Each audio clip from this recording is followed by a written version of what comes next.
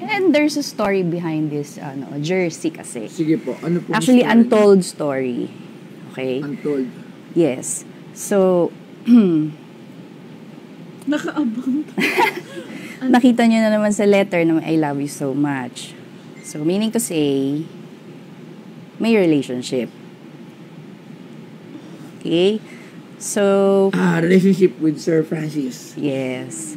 Ngayon, nung nagkaanak kami, buntis ako noon, syempre, nagkaanak. And that's her. That's her. Sabi ko na nga Francis. That's her. Ano pangalan mo, baby girl? Gail Francesca. Gail Francesca. Yeah. Lang. Siya nagpangalan dyan, ha?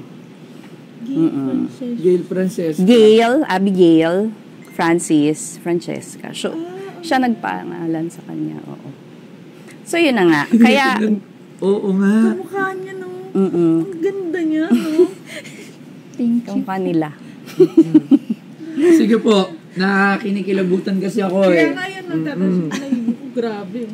Sige ma'am, ano pong natin? Story sa jersey Sige na po, to. sa jersey. Ngayon, syempre, buntis ako. Tatantrums na ako kasi busy siya. US tour with Bulaga. Mga ganyan. So, nagre-reklamo na ako na sobrang busy, wala nang time for me. Ngayon, there's this one time na umuwi siya sa Cavite, sa bahay.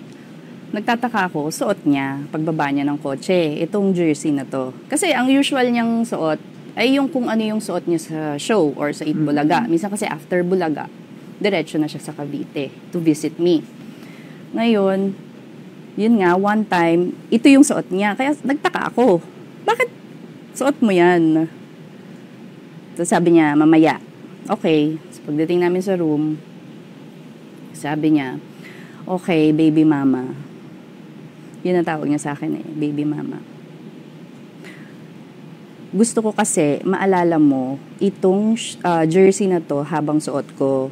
Para every time, mamiss mo ko, you just have to wear it or hug it or place it beside you bago ka matulog. Ano yan? Mga July, kasi August 4, I think, nagpa-executive check-up siya. Yung pala yun, parang early premonition, mga ganun. So, ngayon, nagpaalam din siya that day na, magpapa-executive check-up ako. Kasi nahirapan na siya sa pain. Nagtataas ako ng 3 pillows para ma-elevate yung legs niya dahil sobrang sakit. Lagi siyang inaantok. So, sabi ko, pa-check up ka na. So, nagpa-check up siya. That was like August 3 or 4, I'm not sure. Hindi, sabi niya, overnight lang yun, ha, ganyan. So, tumawag siya, sabi niya pa, anemic lang siya. Pero siguro na-realize niya, lalabas din sa news, makikita ko sa TV, inamin niya din na, yun nga, may cancer siya. So, yun yung story ng shirt na yan, na para bang, early premonition, na parang, i-keep mo yan, that's for you, that's for our baby. And simula na nasa hospital siya, lagi siya tumatawag everyday, tapat ko sa tiyan ko yung... Kasi nanganak ako September 8. So, 8 months yung tiyan ko. And sobrang gumuho talaga yung mundo ko nung time na yun. Kasi, okay kami, ang dami naming plano, tapos bigla siya nagkasakit. And pinakamahirap na part is, yung situation ko, yung hindi ka pwedeng lumabas. Ayoko namang dagdagan pa dahil may sakit na, di ba? It will add burden pa. Yeah. Ngayon, ayun, that's the story of that shirt na we exist, me and my daughter, our daughter, Cheska. Grabe. He personally gave it to me. Ngayon, nakita ko yung mga shows mo, yung mga, yan, vlogs.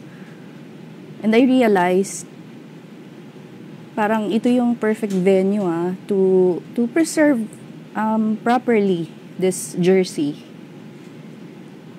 Yes. Para at least, alam mo yun, kahit papano, kasi for 15 years na nahimik ako, I didn't say anything about Me and my daughter. Siguro naman ito na lang yung karapatan na pwede magawa para sa kanya. Kasi hindi naman ako nagsalita eh. I know people will judge me.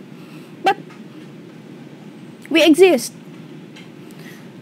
What we had is real. Me and my daughter exist. Mahal niya kami. And that's a fact. So, yun lang.